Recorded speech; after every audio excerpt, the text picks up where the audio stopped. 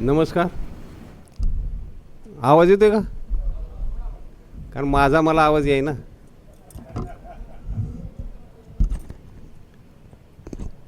मी थोडक्यात मी पहिला परिचय करून देतो. माझं शिक्षण फक्त 4थी झालेलं आहे आणि 165 रुपयात मी व्यवसाय चालू केला. ज्यावेळेस शिकायचं होतं त्यावेळेस माझ्यात उन्नडपणा जास्त असल्यामुळं घरातल्यांनी म्हणा, समाजाने म्हणा, माझ्याकडे एक म्हणजे बघण्याचा दृष्टिकोन माझ्याकडे एवढा वाईट ठेवला होता की विचारताच सोय नाही. मी कुणाचं नुकसान केलं नाही किंवा काय नाही, पण त्यावेळेसच्या माझ्या भावना कुणी समजून घेतल्यामुळे मी जरा एक वाईट दिशेने गेलो. मी तिकडं ते करत असताना माझी चूक लक्षात कधी आलं, ज्यावेळेस वयात लग्न झालं, आमचे भाऊ बहिणी आजूबाजूचे लग्नाचे वगैरे कामधंदे करायला लागले, त्यावेळेस लक्षात आलं. आणि त्यावेळेस मला समाज, नातेवाईक किंवा इतरचा आजूबाजूचा परिसर माझ्या कुठल्या भावना आणि कुठलंच काय समजून घ्यायला तयार नाही. काय करावं काय नाही मला कळतही नव्हतं, कारण माझ्या भावना कोणी समजून न घेता एवढं ऑटोमॅटिक डोळ्यातून अश्रू वाया जायचे. पण त्यावेळेस काय गुन्हा माफ करण्यासारखं नव्हतं आणि काय करावं काय नाही, आणि समाज आणि हे सगळे मला असं होपलेस, एक तुच्छ म्हणून ह्या दृष्टीनेच बघायचं. असंच मला एका नातेवाईकांनी, मी मुंबईला चाललो होतो तर त्यांनी सांगितलं एक 200 रुपये मला त्यांनी दिले आणि मला सागाचे स्टंप घेऊन ये येतानी. म्हणून मग मी ते घेतले. आता काय आणायचे, कुठं शोधायचं, काय एक अर्धवट पत्ता होता, पण चला म्हटलं आता तेवढं तरी त्याचा विश्वास निर्माण करू. अशा हिशोबाने ते 200 रुपये घेतले आणि सरकारी नर्सरीत गेलो तर तिथं मला 55 पैशांनी ते सागाचे स्टंप मिळाले. ते 165 रुपयाची माझी पहिली इन्व्हेस्टमेंट झाली. ती झाली. ते प्रवास करत असताना पुणा बॉम्बे रोड जो होता हा पहिला खूप लहान होता. त्यावेळेस मग कसं होतं, 8-8, 10-10 तास आम्ही अडकून राहायचो आणि त्याच्या तासाच आम्ही अडकून राहिलो. आणि शेजारी बसणारी व्यक्तींनी मला विचारलं, ही काय आहे पिशवीत तुमच्या? मी म्हटलं ते सागाची मुळे. तो पटकन बोलून गेला की मला एक 10-20 हजार पाहिजेत. मग मी त्याच्याशी गोड थोडीशी व्यापारी बुद्धी होती, गोड बोलायला सुरुवात केली वगैरे. त्याचा येस तोपर्यंत मी विश्वास संपन्न केला. त्याच्याकडून त्यावेळेस पत्ता आणि लँडलाईन नंबर घेतला आणि ज्या वेळेस सांगेल त्या वेळेस त्याच्या आधी 10 मिनटं जाऊन बसायचो. महिना दीड महिना मला त्यांनी फार दिवस भुकेलेला असायचो, सगळं असायचं. पण त्याला मी कुठलं व्यक्त केलं नाही की मी सकाळपासून आलो आहे, माझ्याकडे यायला जायला पैसे नाहीत.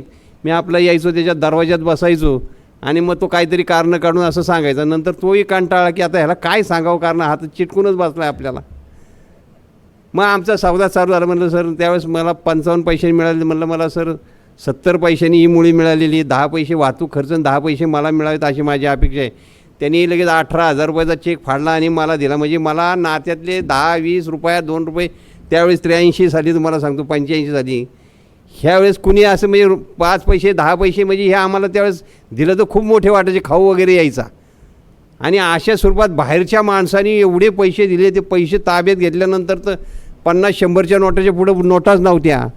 एवढं भरभरून आलं की परख्या माणसांनी आपल्यावर एवढा कुठलाही काय नसताना विश्वास ठेवला. मग त्या साहेबांना फक्त एकच सांगितलं, नाही मिळालं तर फक्त जाण्या येण्याचा खर्च वजा होऊन बाकीचे पैसे मी तुम्हाला आणून देईल, एवढं त्यांना सांगितलं. आणि मी माझ्या परतीच्या प्रवासाला लागलो.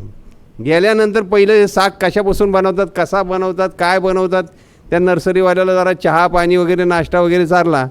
55 पैशाची मुळी ती मला 45 पैशात मिळाली. त्यामुळं आणि मला जवळजवळ त्यात 5-1 हजार रुपये फायदा झाला सगळा खर्च होऊन. आणि त्यावेळी चार्टर्ड अकाउंटंट वगैरे जे काय आमचे शिकलेली मुलं होती त्या 200, 250, 300, 400 रुपयाच्या पगारावरती होती.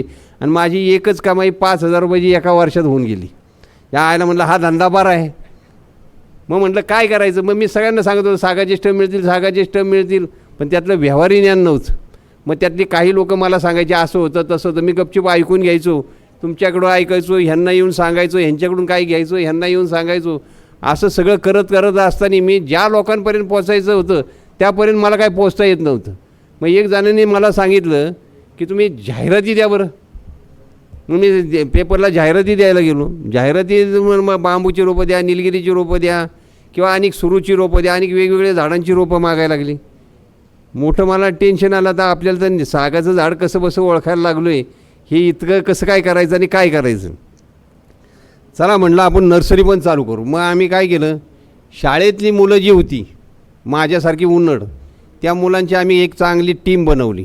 आणि मग त्यांना काय त्यावेळेस भेळ वडापाव तर त्यावेळेस नव्हता, केळी आणि भेळ हे असं खायला प्यायला द्यायचं. मस्त माझ्या हज्या करायचं. जिलबी एक होती आणि म्हैसूरची वडी आमच्या टायमाला. हे 3-4 आयटम होते.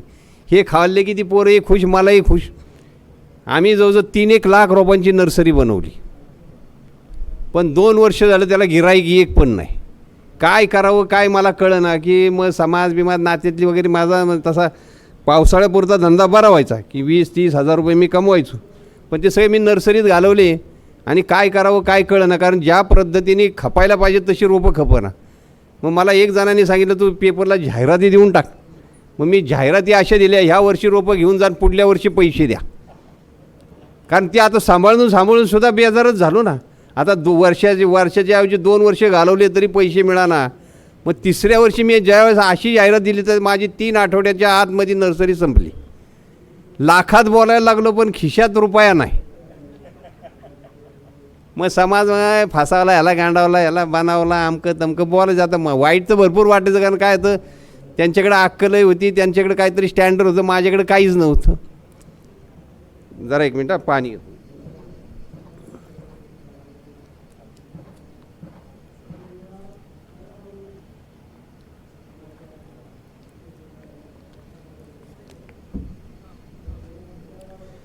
मग आता काय करावं काय नाही मला कळा. 1 वर्ष कधी होते आणि मला कधी पैसे मिळतात, हा माझा जवळजवळ 3.5 लाख रुपयाची मी रोपं विकली होती. आणि कधी पैसे मिळतात आणि कधी नाही मला काय कळेना. कधी वर्ष संपते असे माझी नुसती ओढ ढाल. जसा एखादा बासा काढल्यावर कसा तरफडतो तसं मी तरफडायचो. आणि लोक समाज बिमाज नुसते असे घाव मारतच राहायचा माझ्यावरती. म्हणजे मी तुम्हाला सांगतो, आपल्याला एखाद्याने जर असं भोसकलं बिसकलं त्याच्या वेदना कमी होतील, त्याच्यापेक्षा वेदना ह्या बोलल्याप्रमाणे व्हायच्या. पण काहीतरी करायचं काहीतरी घडायचं हे डोक्यात नक्की होतं, पण कुणी काही समाज नव्हतं लक्षात घेत नसल्यामुळं मी माझा आपला रस्त्यावरती आणि ह्याच्यावरती भरडगट चाललो होतो. मग मी ठरवलं आता काय करावं. जवळजवळ 250 लोकांना मी ती रोपं विकली होती. मग त्यांचे नंबर पत्ते वगैरे होते माझ्याकडं. मग जे चांगले जास्त मोठ्या रकमा होत्या त्यांची पहिली यादी मी सगळी वेगळी केली. मग त्यांना फोन करणं, साहेब जरी यावर्षी रोपं मिली तरी पुढल्या वर्षी मी बदलून देईन. मी माझी नर्सरीचं चालूच ठेवलं होतं. मग एक माझ्या लक्षात आलं की आता ज्याच्याकडे एखाद्याकडे 20,000 रुपये, तर मग हळूच त्याला सांगायचं साहेब जरा 2-1 हजार रुपयाची मला गरज होती. मग तो आता नाही 1,000 रुपये घेऊन जा, कोण म्हणायचं 800 रुपये घेऊन जा, 700. मग त्यावेळेस मला जवळजवळ 6-7 हजार रुपये महिना, 10,000 रुपये महिना मिळायला लागला. आणि ज्यावेळेस आमच्याकडे शिकलेली मुलं होती ना, ती 700-800 रुपये 1,000 रुपये महिन्यावरती होती. आणि माझा 8-10 हजार रुपये महिना चालू झाला. तरी समाजातली म्हणजे हा काहीतरी कुणातरी लुटतोय, कुणातरी फसवतोय, कुणातरी गंडवतोय, ह्या असंच बघण्याचा दृष्टिकोन. मग सगळं ज्यावेळेस मी पैशात बोलायला लागलो, गाडी घोडा अमकं तमकं सगळं जायला लागलं. मग ते म्हणायला लागले आमचं स्टँडर्ड कुठं, तुझं स्टँडर्ड कुठं, काय पैसे कमवले काय म्हणजे काय लय मोठा झाला असं समजू नको. जे आम्हाला समाजात जी काय आम्हाला व्हॅल्यू येते तेवढी तुला आहे का व्हॅल्यू. म्हणजे हा पर्यावरणाचा किंवा नर्सरी विकणाऱ्याचा हा खालच्या समाजाचा असल्यासारखा आम्हाला तुच्छ समजत होती. त्यातला मी एक आढळून. मग अशाच आम्हाला एक आमचे सामाजिक वनीकरणाचे PN पाटील साहेब म्हणून उपसंचालक सामाजिक वनीकरण, ह्यांच्या अधूनमधून आमच्या गाठी भेटी व्हायच्या. पण तो मोठा माणूस असल्यामुळे मी जरा लांबच राहायचो, कारण त्यांच्याकडे लाल दिव्याची गाडी बिडी असायची, त्यामुळे मी लांब राहायचो. मग त्यावेळेस महाराष्ट्रातल्या असा देशातल्या 5 राज्यांचं एक जसं आपल्या इथं कसं आता भरलं आहे तसं 5 राज्यांचं एक एक्झिबिशन भरलं होतं. आणि तिथले सगळ्या ज्या गोरगरिबांनी जे काय केली होती कला कौशल्य तिथं ते दाखवायचे. जवळजवळ 300 स्टॉल होते. मग ते पाटील साहेब आले माझ्याकडं, मला म्हणायला लागले की आम्हाला 300 कुंड्या पाहिजेत, आमचा असा कार्यक्रम आहे. म्हणलं साहेब काय त्याचं भाडं बिडं असेल ते द्या, आम्ही सगळं तुम्हाला पुरवायला तयार आहे. जगापेक्षा 10 रुपये कुंडीला भाडं माझं महिन्याला कमी राहील. अहो म्हणे इथं आम्हाला जायला यायला पैसे नाहीत, काय नाहीत, अचानक कार्यक्रम ठरवला आहे आणि कसले पैसे आणि कसलं काय सांगताय. असं आम्ही एक दोघांचं आपलं विचाराची देवणघेवण, ते मला सहानुभूती दाखवत होते, मी त्यांना दाखवत होतो. असं करत करत त्यांनी मला मग व्ही राधा म्हणून जिल्हा परिषदेच्या CO होत्या आमच्या, त्यांचं वय जास्तीत 27-28 वर्ष असेल. मग त्यांच्याकडे घेऊन गेलं. कोण जिल्हा परिषद त्यावेळेस काय मला एवढं ज्ञान नव्हतं कसलं सरकारी, फक्त एक समाजाने आणि इतर लोकांनी सांगितलं शासन म्हणजे एवढं वाईट आहे की विचारताच होईना. एवढे वाईट म्हणलं तर शासनाबरोबर समाजाबरोबर जाण्याचा आपला प्रश्नच येत नाही वाईट आहे म्हणल्यावर. मग हा पहिला एक प्रशासनाचा एक माणूस माझ्याकडे आला, त्यांनी मला तो व्ही राधा मॅडमकडे घेऊन गेलं आणि त्यांनी पहिलं 1-1.5 तास आम्हाला बसूनच ठेवलं. आणि त्यांचं काम करत होतं. तर मला लक्षात आलं व्ही राधा म्हटलं ही बाहेरची मुलगी आहे आणि एवढे चांगले चांगले मोठ्या मोठ्या अधिकाऱ्यांना सगळे मोठी मोठी लोक yes yes madam, no madam, yes madam आणि सांगितलेलं ऐकायचे. माझ्या डोक्यात विचार आला, ही जर बाहेरची मुलगी येऊन जर का अख्ख्या पुणे जिल्ह्याचा जर कारभार सांभाळत असेल तर ते माझ्यावर म्हणजे एकदम म्हणजे एक चांगला असा एवढा छाप पडला की म्हणलं ह्यातून काहीतरी आपल्याला शिकायला मिळते म्हणून. मग मॅडमने विचारलं चला काय करणार. नाही मॅडम म्हणलं त्याचं कसं तर ट्रक भाडं, मजुरी, नेणं आणणं, नुकसान बिकसान काय झालं तर याची कुणी भरपाई वगैरे करायची. अहो बोले आता हे सगळी आम्हाला कल्पना आहे, हे अचानक कार्यक्रम ठरलेला आहे त्यामुळं आम्ही काहीच देत नाही, तर तुम्हाला कशी आम्हाला मदत करा. म्हटलं मॅडम आता गाडी भाडं, ट्रक भाडं, हमाली मजुरांना तर मी सांगू शकत नाही तुम्ही पैसे घेऊ नका, हे फुकट चालले, हे कसं काय करणं शक्य. नाही होय करता. मी म्हटलं चला मॅडम सगळं मी फुकट देतो, फक्त मी घागरे फार्म या नावाने पहिला व्यवसाय करायचो, तर झाडांना मी माझे लेबल लावील म्हटलं फक्त, आणि फोन नंबर त्या झाडांना राहतील. तर त्या मॅडमसुद्धा घाबरल्या की हा एवढं 300 आणून देणार, सगळं स्वतः उचलून घेऊन जाणार, हे कसं काय शक्य आहे. म्हटलं मॅडम झाडं अशी आणून देईल की झाडाच्या पलीकडं तुम्ही उभा राहिला तर अलीकडून इकडून जर बघितलं तर तुम्ही दिसणार नाही, अशी भरगच्च झाडं तुम्हाला मी ही देईल. तर म्हटलं पाहिजे असेल तर 50 एखादी गाडी पाठवा किंवा तुमचे 4 अधिकारी पाठवा, तुम्हाला झाडं वगैरे मी सगळी दाखवतो कशी आहेत. एकदम भरगच्च म्हणजे खालपासून तर वरपर्यंत पानं असतील शेंडापर्यंत अशी एकदम सुरेख झाडं देणार. मग त्यांनी 2-3 अधिकारी वगैरे लावले, मी नर्सरी वगैरे दाखवून आणली. आता काय झालं की ते नर्सरीवाल्याकडे माझे 70,000 रुपये अडकले होते. तर तो प्रत्येक वेळेस काय सांगायचा, पैसे मागू नको, कुंड्या उचलून घेऊन जा. आता म्हणलं हा ही संधी तर सोडायची नाही. मग मी काय केलं, त्याच्याकडल्या सगळ्या उचलल्या आणि इकडं आणून प्रदर्शनात मांडल्या. आणि कुंड्या सांगतो त्याला फक्त मार्केटिंग करता आलं नाही, मला मार्केटिंग करता आला, हा फरक फक्त आला. आणि ह्या ज्यावेळेस 300 ह्याच्यात कुंड्या आणि 300 ह्याला लेबल लावली तर सगळे अधिकारी यायचे, अरे जिल्हा परिषदेने भरवलं का घागरे फार्मनी कार्यक्रम भरवला आहे. कारण रोपांची उंची जवळजवळ 5-5, 6-6 फूट होती आणि भरगच्च रोपं असल्यामुळं ज्याला झाडाची गोडी नाही तो सुद्धा त्या झाडाकडे बघेल, अशी सुंदर झाडं, एवढी चांगली झाडं तिथंच दिली होती. आणि ह्यातूनच मग माझ्याकडे गिराईकं यायला लागली की आम्हाला 10 कुंड्या पाहिजेत, 20 कुंड्या पाहिजे. माझा इकडं धंदा चालू झाला. मी फक्त म्हणलं बॉ स्टॉल संपला की तुम्हाला देईल, तुम्हाला कुठली 5 झाडं पाहिजे तुमच्या नावाचं मी लेबल लावून ठेवतो, ॲडव्हान्स देऊन ठेवा, त्या दिवशी संध्याकाळी येऊन घ्या. मी 70,000 रुपयाचे तुम्हाला सांगतो 1.5 लाख रुपये तिथं गेली. म्हणजे गेलो होतो मदत करायला, माझी तर ॲडव्हर्टायझिंग तर झाली.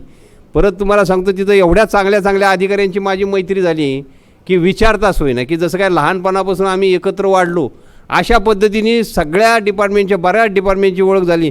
आणि मग कळालं की जे काय आपण ऐकलं होतं, जे काय समाजाने सांगितलं होतं ते चुकीचं आहे. आपण त्यांच्या भावना समजून घेत नसल्यामुळं हे सगळे गैरसमज होतात. आपल्या डोक्यात काय होतं की आपल्याला एखाद्या डोक्यात काय नवीन काय वळवळलं की आपण लगेच त्याच्याकडे जातो, साहेब मला ह्या असं करायचं तसं करायचं. पण त्याचं जर का त्या भावना ऐकल्या, त्याला जर समजून घेतलं आणि आपण करू शकतो का नाही करू शकतो, वर्षभर त्याच्यावरती जर का आपण जर का चांगली डोक्यात विचार केला आणि मग जर भाग घेतला तर ते यशस्वी होऊ शकते. पण तेवढ्यापुरतं आता आम्ही चंदनाची पण रोपं वाटतो ना, तर 200-200, 300-300 लोकांना रोपं फुकट वाटतो. त्यातली फक्त 4-5 लोकं फक्त चांगली काम करतात, बाकीचे सगळे तेवढ्यापुरते उत्सुक झालेले असतात, तेवढे त्यांचा आचार विचार मावळत जातात आणि ते संपले जातात. तर हे सगळं काम करत असताना बरेच लोक वगैरे ओळखीचे झाले वगैरे झालं. मग तिथं माझं चांगल्या समाजाशी, सरकारी फॉरेस्ट डिपार्टमेंट, सामाजिक वनीकरण, कृषी विभाग ह्यांच्याशी माझे चांगले संबंध आले. आणि आज त्या दिवसापासून तर फार रिटायरमेंट झाले तरी आमचे संबंध आहेत आणि सर्व कुटुंबासहित संबंध आलेले आहेत. आणि आत्ता पण आमच्या सगळ्या सामाजिक वनीकरण झालं, फॉरेस्ट डिपार्टमेंट झालं, आम्हाला एवढी मदत करतं की विचारताच होई नाही. की राहण्याची वगैरे व्यवस्था आम्ही जर विचारलं, एखादा साहेब एकटा राहत असेल तर त्यांची घरं मोठी असतात, मग सांगतो साहेब आज येतो आहे आम्ही तुमच्या जिल्ह्यामध्ये, तर मुक्कामाला तुमच्याकडेच आहे. म्हणजे राहण्याबिण्याचा खर्च वाचला. जाणे येण्याचा तर कसं होतं की 2 जण आपण जेवायला गेलो तर कसाही 2-5 हजार रुपये खर्च होतो. हे सगळे मी टाळून टाकले की मोठ्या गाड्या घ्या, मोठी कर्ज काढा, ते फेडत बसा, हे करत बसा, ते करत बसा, हे सगळं कट केलं. आणि मग चंदनावरती मी काम, मी आता बरंच टाळतो आहे बरं का, कारण तुम्हालाही प्रश्न उत्तराचा टाईम देतो आहे, तुम्हालाही जास्त बोर करत नाही. मग चंदनावरती मी लहानपणात जेव्हापासून व्यवसाय चालू केला त्यावेळेस चंदनाविषयी वाईट बोललं जायचं. मग मी ठरवलं जे कोणी केलं नाही ते आपण करायचं. मग चंदनावरती मी लक्ष घालायला सुरुवात केली. पहिली गोष्ट बियाणं गोळा केलं. बियाणं गोळा केलं तर उगवायला जमना. आणि आम्हाला कधी की आता ती पहिल्यापासून सवय होती की जे जे काय शक्य नाही ते आपण शक्य करून दाखवायचं.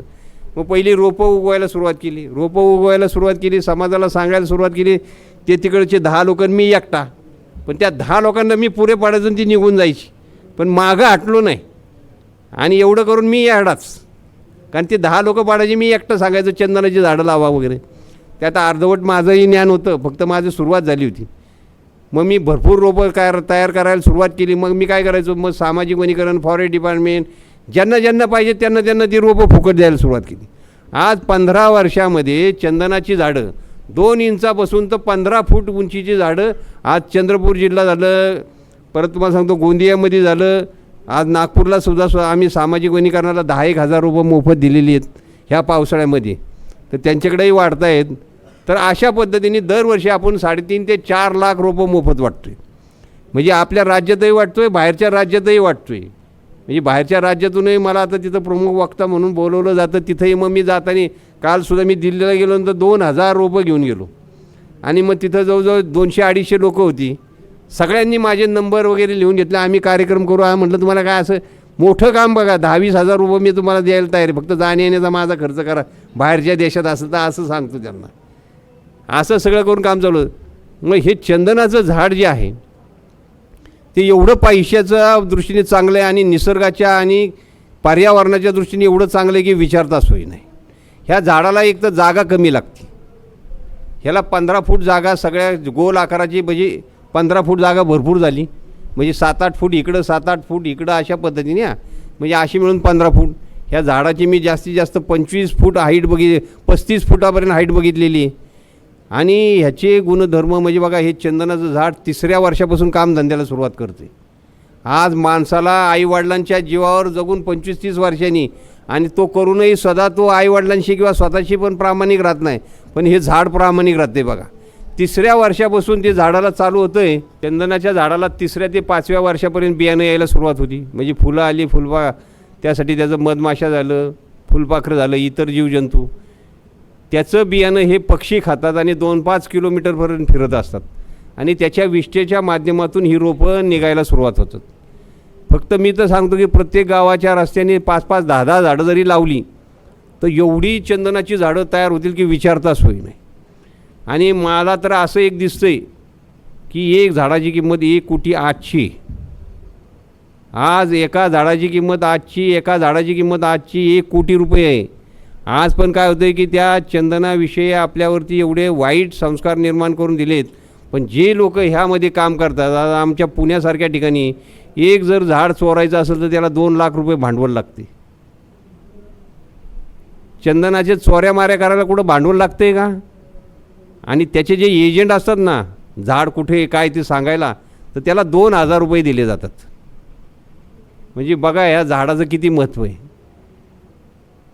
हे झाड दाखवायचं त्यांनी, फक्त सांगायचं अशा ठिकाणी त्याचे 2,000 रुपये जायचे. ह्याला कमीत कमी 2-1 लाख रुपयाची आज कुठली गाडी आली, 30-40 हजार रुपयाचं कटर आलं, 50-60 हजार रुपये त्यांच्याकडे असतात की कोणी पकडलं काय झालं तर तिथल्या तिथं द्यायचे आणि तिथल्या तिथं सुटायचं. म्हणजे एवढी त्यांची सगळी पूर्वपक्व तयारी झालेली असते. आज चंदनाचं झाड जर चांगल्या पूर्वपक्वतेने, जर मी आत्ता कर्नाटकला गेलो होतो त्यावेळेस त्यांना मी विचारलं की चांगलं झाड तर 21,000 रुपये किलो आहे.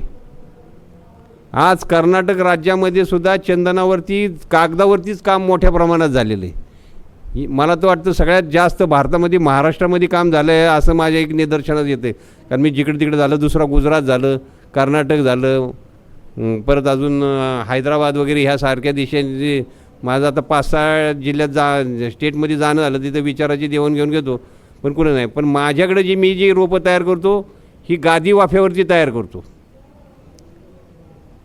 आणि आम्ही ह्या झाडांना किंवा ह्याला आम्ही वरचं पाणीच देत नाही.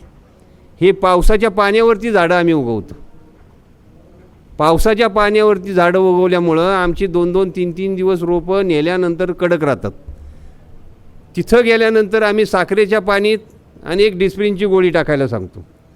म्हणजे जसा माणूस आजारी पडला, अशक्त झाला की डॉक्टर त्याला सलाईन लावतो, तर आपण त्यांना ते साखरेच्या पाण्यातून त्याला ती साखरेचं पाणी आणि डिस्प्रिनची गोळी ह्यासाठी देतो की रक्तप्रवाह जोरात पळावा. ह्यासाठी डॉक्टर आपल्याला गोळी देतो, ती आम्ही त्याला ते गोळी देतो.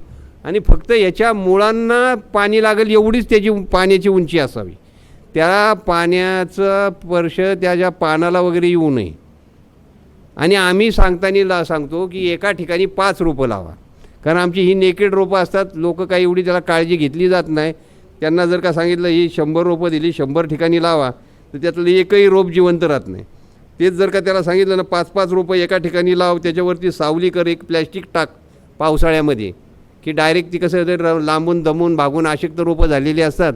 त्यामुळे लावायला परत नेतानीसुद्धा ती रोपं अशा पद्धतीने यायचं की रुमाला आपला भिजवायचा आणि रुमालाच्या आतमध्ये ते कंप्लीट झाकून ती रोपं घेऊन जायची आणि गेले गेले पहिली ती लावायला पाहिजेत. पण तो माणूस तसा करत नाही. तो अख्ख्या गावभर भटकणार, मग दुसऱ्या दिवशी नेऊन लावणार. तो कुठंतरी अशी ठेवून देणार, त्याला हवा वगैरे जास्त लागली नाही पाहिजे. अशा पद्धतीने आज तुम्हाला जरी गड चंद्रपूरला जर बघायची असतील तर आज आमची तिथं 10-12 फुटाची रोपं झालेली आहेत झाडं. आणि त्याची पेपरला सकाळनी चांगली बातमी वगैरे दिली होती. चंद्रपूरला मी सांगतो तुम्हाला मी सांगतो चंदनाचं जर का अजून उत्पन्न कमवलं नाही, पण जर का ही लाईन जर का आपली चालू जर झाली, हे जर चक्र जर चंदनाचं जर चालू झालं, म्हणजे याला झाडंही लावायला लागणार नाही तुम्हाला, फक्त तोडायचे आणि पैसे करायचे, एवढं मोठ्या प्रमाणात होऊ शकतं. फक्त आता आम्ही सांगतो की तुम्ही धरताना 100 वर्ष धरून चाला. मग ते 25 वर्षांनी येऊ, 30 वर्षांनी येऊ, 40 वर्षांनी येऊ. कारण कसं होतं, आज सगळे जर बघितलं तर जवळजवळ 50च्या नंतर 5-5चे आहेत. त्यानंतर समजा 15 वर्ष तर माणूस अजून जगण्याची शक्यता आहे. त्यानंतर मग जर नाही आलं तर तुमची मुलं बाळं इतर समाज तुम्हाला मग तो पाय घालून पाडून एवढा बोलून की विचारताच होई नाही. आणि चूक झाल्यानंतर तुम्हाला गपचूप ऐकायलाच लागणार आहे ते. त्यामुळं तुम्ही घरच्यांची समाजाची सांगताना सांगा 100 वर्ष मला काय करायचं नाही, पडून राहू द्या. मग 25-30 वर्षांनी आलं तर तुम्हाला कुठं शिवून कुठं नाही अशा पद्धतीचं होऊन जाईल. चंदनाची शेती तुम्हाला मी सांगतो की त्याला गिऱ्हाईक एवढं आहे की विचारताच होई नाही. आणि चंदनाचं म्हणजे कसं चालतं, सुगंधीसाठी चालतंच, औषधासाठी चालतं, फर्निचरसाठी चालतं. आणि जर का प्रत्येक माणसाला जर का वर्षातून फक्त 100 ग्रॅम जर का खाण्यात जर आलं चंदनाचं, जे काय पूर्वपक्व झाडाचं जर का आपल्याला त्याचं बुक्की जर खाता आली, जसं आता आपण इलेक्ट्रिसिटीला जसं ते हे लावतो ना, काय म्हणतात, नाही आपण इलेक्ट्रिसिटीला काय कमी जास्त झाली कॅपॅसिटर, तशा पद्धतीचं हे चंदनाचं तुम्हाला, म्हणजे तुम्ही कसला किती अत्याचार केला तर ते स्टॅबिलायझर तुम्हाला तो दिलेला असतो 100 ग्रॅमचा, त्याच्यावरती ते राहील. म्हणजे रोगराई होणारच नाही तुम्हाला. फक्त तुम्ही अतिरोग पण करू नका, मी हे खातो म्हटल्यावर मी हे करील ते करील असाही अतिरेक करू नका. दुसरं म्हणजे सांगतो तुम्हाला की हे जे मोठे मोठे उद्योगपती आहेत ना, टाटा झालं, अंबानी झालं किंवा इतर मोठमोठ्या कंपन्या आहेत, हे सगळ्या शेतकऱ्यांच्या दरवाज्यात उभे राहतील की सर आमच्याकडे हे मटेरियल आहे, हे अमकी वस्तू आहे, तमकी वस्तू आहे, ही तुम्ही विकत घ्या, ती विकत घ्या. आणि भारतातल्या शेतकऱ्यांना तर कामच राहणार नाही, कामधंदाच राहणार नाही. त्यांना फुकट श्रमदान करण्यासाठी बाहेरच्या देशात जायला लागेल. पण ह्याच्यासाठी तुम्ही हे प्रयत्न केले पाहिजेत. तुम्ही म्हणाल, तुम्ही जर का अशा विचारात असाल, अरे मी आता 50-60 वर्ष झालो, मी कशाला 15 वर्षासाठी 20 वर्षासाठी 30 वर्षासाठी करू, तर हे सगळं चुकीचं आहे.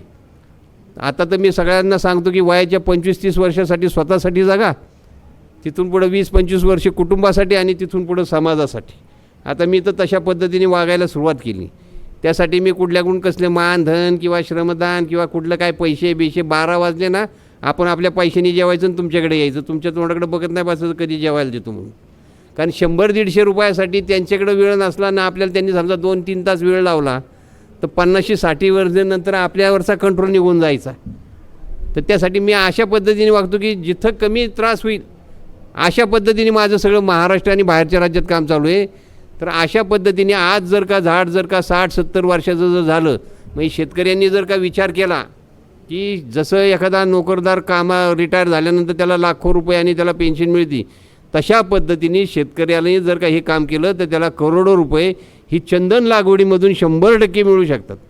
त्यासाठी तुम्हाला काय आहे, फक्त पहिले 2 वर्ष त्या झाडाला जपणे, त्याला पाणी काय द्यायला लागतं काय नाही त्याच्या भावना समजून घ्या.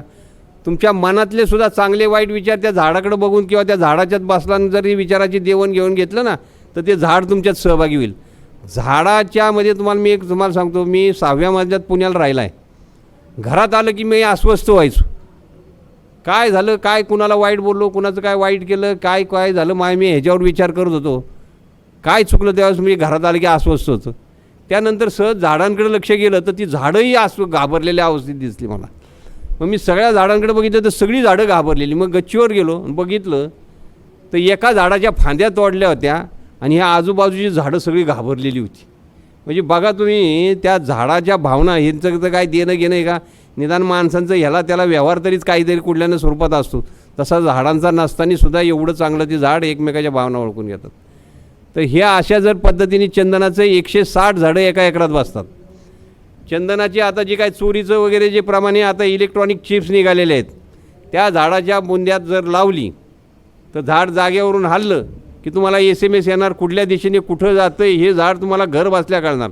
त्यामुळं आता चोरीचा काय प्रश्न राहत नाही. मी माझ्या ज्या कार्यक्रमाची पहिलं आम्ही सांगतो की एक पहिलं गावामध्ये तुम्ही एकटे करण्यापेक्षा समाजाला घेऊन काम करा आणि त्यात प्रश्न उत्तराचे कार्यक्रम ठेवा की जेणेकरून सगळ्या समाजाला त्याचा उपयोग होऊ शकतो. अशा तुम्ही गपचूप मी आता इथून उतरले की लोक नाही ते प्रश्न विचारतील, तिथून विचारा म्हटलं ना तिथून काय विचारायला होतं मला काय कळत नाही. तर मला वाटतं की तुम्ही जर भले चुकीचा असू बरोबर असू काही असू, आता माझे नाही म्हटलं तर शाळेंनी कॉलेजनी विद्यापीठावरती पण सोलापूर विद्यापीठाने पण मला सिनेट मेंबर म्हणून घेतलं होतं, कोल्हापूर विद्यापीठाने सल्लागार म्हणून घेतलं होतं, बऱ्याच कॉलेजवरती शाळेमध्ये आता मला सामाजिक वनीकरणाने चंदनतज्ञ म्हणून मला पदवीही दिलेली. आणि अशा स्वरूपात माझं एकट्याचं कमीत कमी 8 ते 12,000 किलोमीटर माझा महिन्याला प्रवास आहे. ह्यात तुम्हाला मी सांगतो माझी किडनी फेल, डायबिटीज, पॅरलेस, अटॅक सगळं येऊन गेलो. पण ह्या असं झोकून दिल्यानंतर माझ्या गोळ्याही संपल्या, मला मधमाशा चावल्या आणि आपलं कायमचं जे रुटीन पद्धतीने मी चेकअपला जायचो तर मला एका टायमाला त्यांनी आठवड्यातच 2-3 वेळा बोलवलं. आणि म्हटलं की काय साहेब चाललंय लुटालुटीची कामं, एवढं मला काही येणं शक्य नाही. मग म्हणे अहो तुमच्यात कुठलेच काही गुणवत्ताच दिसत नाही मागच्या आजाराची. त्याविषयी मग त्यांनी त्यांची टीम तयार केली. मग मला तिथं डेमो म्हणून घेऊन जायला लागली की पॅरलेज आलेला, किडनी फेल, डायबिटीस हे सगळं आलेला हा माणूस एवढं काम करतो आणि एवढं आलं.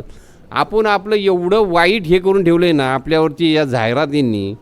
आज तुम्ही जे काय साबण लावता तो 1 नंबर घातक, जे काय तुम्ही सेंट मारता तो पण घातक. तर ते न लावता किंवा ही पावडर वगैरे किंवा कुठली गावातली क्रीम येतं हे सगळं केमिकलच आहे ना. तुम्हाला सुगंध येतो मान्य आहे मला, तेवढ्यापुरतं आपण प्रवृत्त होतो. आता हे मला कसं समजलं, ज्या वेळेस माझ्या एक नातेवाईकांनी पॅरलेसचा अटॅक आला तर ते निदान का पॅरलेस आला म्हणून ते डॉक्टरांनी निदान केलं. मग त्याचं ते विचारपूस झाली की तू कुठल्या वातावरणात काम करतो. तो केमिकल इंजिनियर म्हणून होता, त्यामुळे त्या केमिकलचा वास त्याच्यामध्ये यायचा आणि त्याला तो 8 तासामध्ये त्याच्या रक्ताला तो पुरवकार जा. ह्यांनी काय केलं 6 महिन्याची रजा टाकली होती आणि 6 महिने 3-4 महिन्यांनी त्याला पॅरलेसचा अटॅक आला. मग त्याला कळालं की ह्या वासामुळं तो वास न मिळाल्यामुळं त्याला पॅरलेसचा अटॅक आला. आता माझ्याकडे पण मी तुम्हाला सांगतो माझं सिगरेटचं व्यसन होतं, मी सोडून दिलं. सोडून दिल्यानंतर माझे दात वगैरे सगळे हालायला लागले. तर मी डॉक्टरांना विचारायला गेलो बाबा का असं व्हायला लागलं. नाही म्हणे ते तुम्ही सिगरेट सोडली म्हणून कुठल्या ना कुठल्या ह्याच्यावरती त्याचं एक हे होऊनच जातं. तर अशा स्वरूपात जर का हे जर तुम्ही आता संडास वगैरे टॉयलेटला आता आमच्या घरच्यांनाही सांगून बसतो की आपण रात्री एवढं चमचमीत खातो आणि रात्री सकाळी एवढी काय घाण होती की ते एवढं त्याला केमिकल आणि बिमिकल त्या टॉयलेटला लावायचं. मला काय अजून काय कळत नाही एवढं का करायला लागतं. तर उलटं तुमच्यातलं कोणाला जर काय कळालं तर ते सांगा उलटं. तर हे आपण जे काय असे जे काय खर्च निष्कारण वाढून ठेवलेत आज शहरातल्या लोकांना ह्या कंपन्यांनी एवढं काय आम्ही दाखवलेलं आहे. तो हप्त्यावरती सगळं घेतो पण तो त्याचा एकटा कसा फेडत असतो. मग नातेवाईक माणसांपासून कुटुंबांपासून तो दूर होत का जातो त्याच्यावर बोलण्यासारखं भरपूर आहे, कारण तो विषय नाही आहे. तर एवढं करून मी आता थांबतो. तुम्हाला काय प्रश्न मी बरेच प्रश्न गाळलेले आहेत तर आता लोकांनी विचारावेत असं माझी अपेक्षा आहे.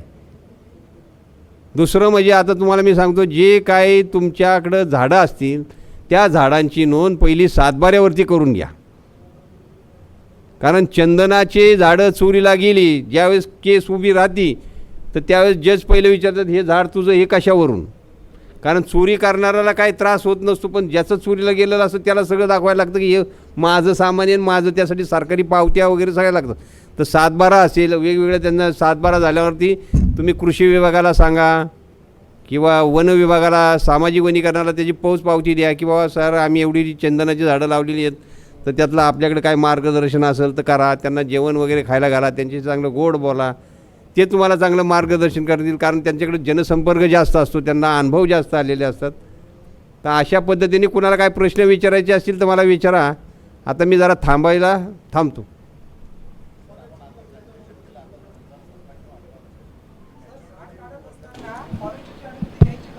काय एक मिनिट, आम्ही तुम्हाला मायक्रोफोन देतो आहे आणि प्रत्येकाला मायक्रोफोन देण्यात येईल. मायक्रोफोनवरती बोला म्हणजे सगळ्यांना त्या प्रश्न कळेल आणि त्याचं उत्तरही कळेल. झाड काढत असताना फॉरेस्टची अनुमती घ्यायची गरज आहे का? हो आहे. कारण काय होतं की शासनाच्या जमिनी जास्त आहेत आणि मग ते झाड कुठून कुठं चाललं आणि कुणाचं आहे यासाठी म्हणजे ज्यावेळेस प्रवास करेल झाड तर त्यावेळेस त्यांचा सही शिक्का आणि त्यांचा प्रवासाचा पास घेतला तर तुम्हाला न्यायची काय अडचण नाही. पण तुम्ही जर का त्याच्यावर सातबाऱ्यावरती नोंद वगैरे केलेली असेल आणि जे तोडायचं आणि वर्षभर तुम्ही जर का त्याची प्रक्रिया चालू केली तर तुम्हाला काही त्रास वगैरे काय होत नाही त्याचा. या झाडाचा विमा वगैरे बनू शकतं का? आता कसं झालं की आता हे 10-15 वर्ष झाले आपण चंदनावरती काम करतोय. आता ह्यात समाजाने जेवढा जास्त मोठा उठाव करत तेवढं मग एक एक एक एक एक नवीन नवीन बदल होत जातील. तुमचं नावही सांगा. रामेश्वर शर्मा शेगाव. अच्छा. या चंदनाच्या झाडाला याच्या मुळा सरळ जातात की आडव्या संत्र्यासारख्या जातात? नाही, याचं कसं होतं की पसारा तर सगळ्या मुळांचा वाढतो. फक्त एक लक्षात ठेवा, झाडांचा जो पसारा असतो त्या झाडांची जशी सावली फिरत असती ना तेवढीच प्रत्येक झाडाची मुळं वाढलेली असतात. आपण निष्कारण समजतो की 40 फूट झाड झालं, 50 फूट झाड झालं, मुळी जाती आणि आपल्या भिंतीला किंवा कशाला होती. आता काही लोकांचा बराच असा आता आम्हाला कॉर्पोरेशनचा येतो फोन की आमच्या खिडकीमध्ये झाडाची सावली आली. उलटं तुम्हाला ऑक्सिजन आणि तिथं सावली चांगली आली ते चांगलं आहे का तो त्रास चांगला आहे का कसं आहे मला काही कळत नाही. झाड जर चोरांनी कापून नेलं खालचं बूड परत वाढू शकते का? वाढू शकतं. आणि उलटं जर मी तर म्हणेल तुम्ही त्याच्या खालचं जर बूड आहे ना त्याच्यामध्ये जर का सुगंध बघितलं तर त्या वरच्या बुडापेक्षा खालच्या मुळामध्ये त्याच्यात जास्त गुणवत्ता असते. बरं, आपलं नाव सांगत. माझं नाव महेंद्र घागरे. माझी छोटीशी संस्था आहे हरित मित्र परिवार म्हणून. कोणतं गाव? माझं पुण्याला मी राहिला असतो.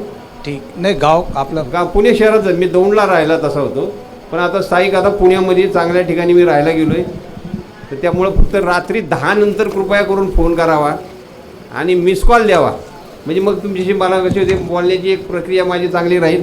10 नंतर जर तुम्ही फोन केला तर आपल्याला व्यवस्थित बोलता येईल. नमस्कार सर. माझा मोबाईल नंबर आहे 9420 666 888 आणि व्हॉट्सअप नंबर आहे 7720 888 666. सर, आपण म्हटलं होतं 3 वर्षानंतर त्याचा उत्पादन चालू होणार. बियाणाचं बिया वगैरे बिया फुलं याला 3 वर्षानंतर चालू होतं. आणि त्याच्यानंतर केव्हा उत्पादन काढू शकतो आपण? हे बघा, आता ह्यात अजूनपर्यंत कुणी उत्पन्न लावल्यापासून कुणी घेतलेलं नाही. त्यामुळे कुठं काहीतरी खोटं वगैरे सांगण्यापेक्षा आपण आपली मानसिकता जरा जास्त मोठे धरू, 60-70 वर्षाचे धरू. त्याच्या आतमध्ये आलं तर फायदाच आहे. पण जसजसं जर का उशिरा झाला तर मग सगळ्या समाजाची घरातल्यांनी एक अपेक्षा ठेवलेली असते एवढे पैसे आमके सारे मिळणार आहेत आमके सारे. मग ती निराशा आल्यानंतर मग तुमचे हाल बघायचे नाही. याने नातू म्हणेल का माझ्या आजानं लावून ठेवलं आहे माझ्यासाठीच, अशा पद्धतीने ठेवलं तर. सर नमस्कार सर. सर माझ्या शेतात पेरू लावला आहे. तर आता म्हणजे 1-1.5 महिना झाला आहे मी चंदनाच्या बिया ह्याच्यात लावल्या आहे पॅकेटमध्ये. त्या अजून हे व्हायच्या म्हणजे अंकुरित व्हायच्या. तर पेरू म्हणजे चंदनाचं झाड कसं डिपेंडंट असतं तर पेरूमध्ये होऊ शकतं का? होऊ शकतं. आणि फक्त अंतर जरा जास्त ठेवा. हां, 6 फुटाला झाडासारखं वाढू दे. हां, 6 फुटावर आहे म्हणजे 12 फूट म्हणजे खूपच दाट झाले ना. नाही म्हणजे 12 फुटावर येतं. मग बघा कसं काय शक्य आहे तुम्हाला होतं. फक्त शक्यतो कुठलीही फांदी त्या झाडाची तोडू नये. मग ती पेरूची असू किंवा चंदनाची असू. फक्त आता पेरूचे आता मोठे असल्यामुळे त्याला खालच्या खाली काढण्यासाठी ते छाटायला लागतील. पण बाकीचं काही छाटायला चंदनाला काही छाटू भेटू नका. आणि सर अंकुरित व्हायला किती दिवस लागतात? नाही, त्याला 25 दिवसात. आता थंडीत जर लावलं असेल तर बियाणं उठवणं जरा कठीण आहे. तर त्यासाठी काय करा तुम्ही आम्ही आता बियाणं टोकून सुद्धा चंदनाची लागवड केलेली आहे. सोलापूरला म्हणजे जे आपल्या आता मुख्यमंत्र्यांचे चीफ सेक्रेटरी आहेत ना परदेशी साहेब, तर सोलापूरला त्यांच्या इथं आम्ही डायरेक्ट बियाणं 25-30 सोडलं आणि त्यातून जवळजवळ 200-300 झाडं चांगली झालेली आहेत. जवळजवळ त्याची उंची जवळजवळ नाही म्हटलं तर जवळजवळ 10-12 फूट झालेली. एक प्रश्न असा होता की याचं स्पेसिंग आपण किती ठेवू शकतो 15 बाय 15 आणि किंवा त्यापेक्षा त्याच्यामध्ये- अंतर जास्त ठेवलं तरी चालेल. आणि आंतरपीक याच्यामध्ये घेऊ शकतो. तो आंतरपीक घेऊ शकता. बरं. मग आंतरपीक घ्यायचं असेल तर मग 20 बाय 20 वर करा, कमी रोपं झाडं लागली द्या. कारण कसं होतं, तिसऱ्या वर्षानंतर बियाणं यायला लागल्यानंतर ऑटोमॅटिक रोपं तिथं उगवणारच आहेत तुमची. आलं का लक्षात? हॅलो, मी गोंदिया जिल्ह्याचा आहे. जे गोंदिया जिल्ह्यामध्ये तुम्ही जे झाडं आहे म्हणतात ज्यांच्याकडे नर्सरी आहे त्यांचा मला ॲड्रेस पाहिजे. नाही, नर्सरी नाही. हां, बोला. आणि दुसरी गोष्ट, हे जे बिया म्हणतात तुम्ही पक्ष्याच्या विष्ठेपासून उगवतात, आपण असा जर बिया तोडल्या आणि लावलं तर उगवत नाही का? नाही, आता आम्ही आमचं तर तशाच पद्धतीने करतो. आज दरवर्षी मी जवळजवळ मी 5-1 लाख रोपं तयार करतो. 4-5 लाख रोपं तयार होतात गादी वाफ्यावरती आणि 100-100च्या जुड्या बांधतो. जुड्या बांधल्यानंतर तुम्हाला सांगतो, बिहारमध्ये सुद्धा आमची 10,000 रोपं फक्त 100 रुपयात जातात. आम्ही काय करतो, ते गोनपट वगैरे सगळं तयार करतो, त्याला गार वाढल्याचा हे करतो आणि मग जिथं जो रेल्वेमध्ये कामगार जो असतो तो इथं बसला की शेवटच उतरत असतो. मग त्याला इथं 100 रुपये देतो, त्याला सांगतो तिकडं तुला 500 रुपये. कारण मग त्या 500च्या आशेने तो चांगलं नीट करतो. मग त्याला मग सांगतो, मग असं असेल तर जरा आडवा असेल तर उभं करा. आणि ते AC बॉगी असल्यामुळं ते काय एवढं त्यांना परत. आणि दरवर्षी आमच्याकडून नाही म्हटलं तर 5-10 हजार रुपये आमची बिहार वगैरे, पटना वगैरे ह्या भागात जातात. आणि अशा जर आमच्या पद्धतीने जर ऐकलं तुम्ही, जर काय होतं माहिती का, तुम्ही बाहेरचं लय ऐकता आणि आमच्यावर विश्वास ठेवता ना, तर त्याचा राग मला कधी कधी जास्त येतो. की ज्याचं बघितलं नाही त्याच्यावर विश्वास आणि ज्याचं बघितलं जो देतो त्याच्यावर विश्वास. मग तुमच्या मनाला पाहिजे तर तुम्ही तसं करा, फक्त मला विचारू नका, असं मला म्हणायचं. घागरे साहेब, माझा छोटासा प्रश्न आहे. हिवाळ्यामध्ये जर्मिनेशन करण्यासाठी, कारण की ही थंडी आहे, लवकर होत नाही, तर त्यासाठी काय करायला पाहिजे? त्यासाठी काय करायचं, 2-2.5 फुटाचं प्लॅस्टिक घ्यायचं, बेड बनवायचा पहिला 2-2.5 फुटाचा. त्याच्यावरती बियाणं सोडायचं. बियाणं सोडताना फक्त त्या बियाणाची जेवढी उंची आहे तेवढंच बियाणं जमिनीत खोल गेलं पाहिजे. कुठलंही बियाणं घेतो ना आपण, बियाणं असं हातात धरलं की आपल्याला कळतं की त्याची उंची किती, तेवढंच ते जमिनीत सोडायचं आणि हात नुसता फिरवायचा आणि ते बंद करायचं.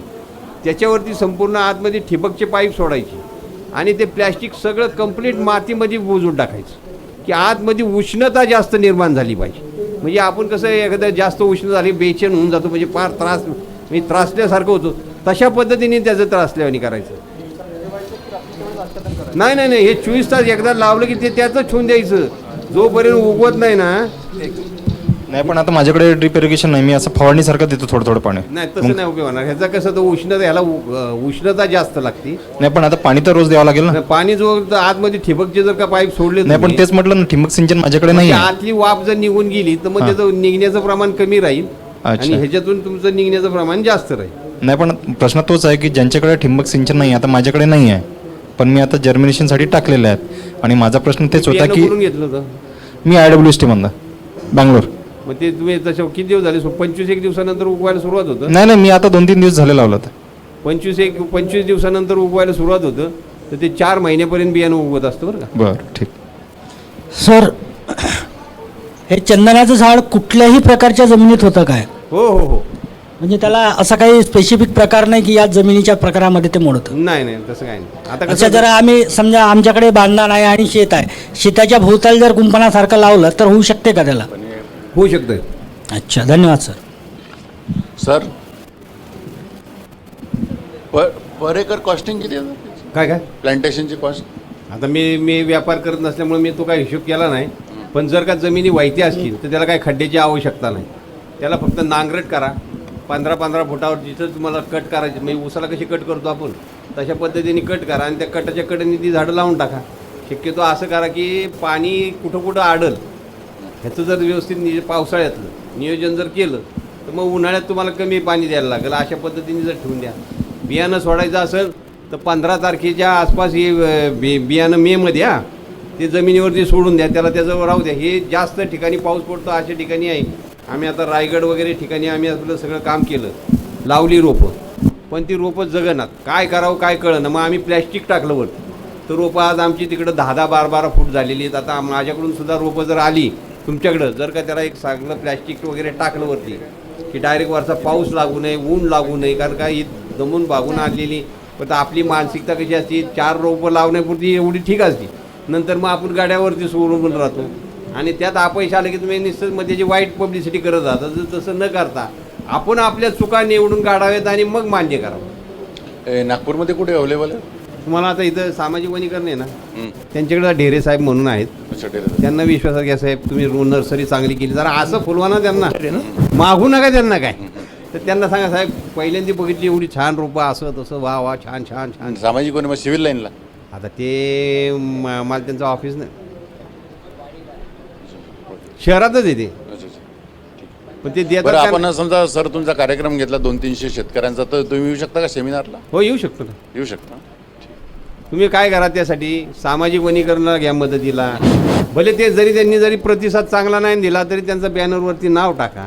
सामाजिक वनीकरण झालं, वन विभाग झालं, कृषी विभाग झालं, जिल्हा परिषद झालं, जे असतील ना ह्यांना घ्या, कारण हीच लोक तुम्हाला पुढे मदतीला येणार. बरोबर आहे. आलं का लक्षात? तर त्या असं यांना द्यायचं, त्यांना एक पत्र देऊन टाकायचं, तुम्ही नाही आलं तर तुमचा प्रतिनिधी पाठवायचं. म्हणजे मग ते जरा तुमच्याबद्दल बघण्याचा दृष्टिकोन वेगळा होऊन जाईल. आणि आम्ही तर आता सगळ्यांना सांगतो की प्रत्येक वेळेस शासनावर प्रशासनावर अवलंबून राहण्यापेक्षा आपण आपलंच काम करायला शिका ना. आज जर का जे शासनाकडून फार झाडण्या बिंडण्यापासून फार संडासा बिंडासापर्यंत जर आपण अपेक्षा ठेवत असेल तर मग त्यांच्याकडून अपेक्षा तरी काही चांगली बघायची. नमस्कार सर. सर, त्याच्यावर रोग आणि किडीचा काही प्रादुर्भाव वगैरे येते का चंद्रा झाडावर? नाही, काय काय झाडांना मग उन्नी वगैरे लागण्याची शक्यता असते, उदय उन्नी वगैरे. बरं बरं तर ती लगेच निदर्शनास आले की आता त्या उन्नी उदयचं काय टाकायचं ते तुम्हाला टाकायला सांगायला नको. बरं बरं. ही रोपं वाढत असताना जर का त्याचे मुळं वाढावीत म्हणून जर का फवारणी केल्या, त्यांना फवारण्या करताना सुद्धा कशा पद्धतीने करायच्या की त्या झाडांना थोडंसं भुकेलं करायचं आणि मग मारायचं. म्हणजे ते जास्तीत जास्त औषध त्यांनी काही पानांच्या ह्याच्यातून असेल तर शोषून घेतलं जातं आणि मग ती झाडं चांगल्या पद्धतीने वाढतात. मग त्यावेळेस ज्यावेळेस तुम्ही ते मुळं वाढायचं ज्यावेळेस औषध टाकाल तर त्यावेळेस मग वरून सगळं खत टाकायचा प्रयत्न करा. आम्ही तर काय लावल्याशिवाय वाढल्याशिवाय तर कुठल्याच माणसाला सांगत नाही की तिथं खत टाकन आणि मग खत घाल आणि हे घाल. कारण पहिलं त्याला त्याच्या स्वतःच्या जीवावर जे वाढू द्या. एक 5-6 पानं चांगली वाढली की तुम्हाला मग मी वाटलं तर तुम्ही आता व्हॉट्सअपवर घ्या मला, मी तुम्हाला मग कशी 2 इंचापासून तर 15 फुटापर्यंत झालेली 5-5 हजार झाडांचे तुम्हाला फोटो पाठवून देतो की त्यामध्ये दुसऱ्या कुठल्याही झाडाचा आश्रय वृक्ष नाही बरं का. इंडिव्हिज्युअल झाड म्हणजे पहिल्या दिवसापासून तुम्हाला मी दाखवतो की आमच्या त्या नर्सरीमध्ये एक गवताची काडीसुद्धा उगवलेली दिसणार नाही, नुसतं चंदनाची रोपं उगवली अशा पद्धतीने आहे. ठीक आहे, धन्यवाद सर. नमस्कार सर. आश्रय वृक्षाबद्दल आम्ही थोड्या वेळापूर्वी बोलत होतो त्यावेळेला सरांनी एक सांगितलं की आश्रय वृक्षाची गरज नाही. आणि आता एक शेतकरी बांधवांनी सांगितलं की मी पेरूच्या झाडाच्या शेजारी ते लावलेलं आहे, तर लावणार आहेत ते, तर किती अंतर ठेवायचं. तर आश्रय वृक्षाची गरज नाही असं जर सर चंदनदार. अच्छा, हां, तर ते थोडंसं तुम्ही समजावून सांगा. म्हणजे आश्रय वृक्ष नको किंवा आश्रय वृक्ष. आम्ही जे करतो त्याला कुठला आश्रय वृक्ष लावत नाही. कारण तुम्ही आता तुमचा स्वतः विचार करा, आपण ज्यावेळेस लावणार त्यावेळेस 10-15 फुटावर तरी एक झाड लावणार. आता सगळेच माझ्या काय मताशी सहमत असतील असंही मी काही म्हणत नाही, पण लावताना तुम्ही तुमचा विचार करा. 5, 10, 15 फुटावरती 20 फुटावरती झाड लावणार. कधी ते अन्न खायला त्या पलीकडल्या झाडापर्यंत जाणार तुम्ही मला सांगा. तुम्ही लावताना 1 फूट 1.5 फूट किंवा 4 इंच 2 इंच माझ्याकडून घेतली तर अशी रोपं लावणार आहेत, तर ते कधी जाणार आणि कधी ते त्याचं अन्न चोरून खाणार, हा तुम्ही थोडाफार विचार केला पाहिजे. सर, तुम्ही म्हणता याच्यावर किडीचा प्रादुर्भाव होत नाही, पण मी झाडं लावलेली आहेत. माझ्याकडे जवळपास 400 झाडं रक्तचंदनाचे आहेत आणि आता 5-5 फूट उंचीवरती झाले आहेत ते. तर त्यांच्या फांद्या छाटाच्या किडीचा प्रादुर्भाव आहे त्यांच्यावरती, म्हणजे त्यांचे कोवडे पानं खातात. नाही, ते जे आहे ना तुमचं रक्तचंदन वेगळं आणि हे सफेद चंदनाविषयी चाललेली आपलं. अच्छा, हां, हे लक्षात राहू. हे आपलं सफेद चंदन त्याची टपोरी पानं असतात आणि याची लांबडी पानं असतात. तर हा आपलं जे चाललंय ते सफेद चंदनावरती चाललंय. त्याच्या शक्यतो फांद्या तोडू नका, कारण तुम्ही त्याला परत दुसरा टिकू लावला असेल. नाही लावला ना, फांद्या तोडू नका. त्याला त्याचं वाढू द्या, त्याला त्याच्या मनासारखं वाढू द्या. अच्छा, थँक्यू. हॅलो सर, माझा प्रश्न हाच होता की रक्तचंदनाची वाढ म्हणजे चांगलं आहे की आपलं सफेद चंदन जे आहे, जे सुगंधित चंदन म्हणतो, तर ते कुठलं चंदन हे फायदेशीर ठरतं? आपलं सफेद जे चंदन आहे ना, आपल्या गरजेनुसार एकदा 25-30 वर्ष झाल्यानंतर आपल्या मना पद्धतीने काढू शकतो. तसं ह्या लाल चंदनाला कमीत कमी 100 वर्ष पाहिजेच. 100 वर्ष? हां, आणि एकरात फक्त 40च झाडं बसतील. एकरात 40? हां, कारण त्याचा पसारा मोठा असतो, ह्याचा पसारा कमी असतो, त्याचा पसारा जास्त असतो. आणि भावाच्या दृष्टिकोनातून कुठलं चंदन महाग आहे?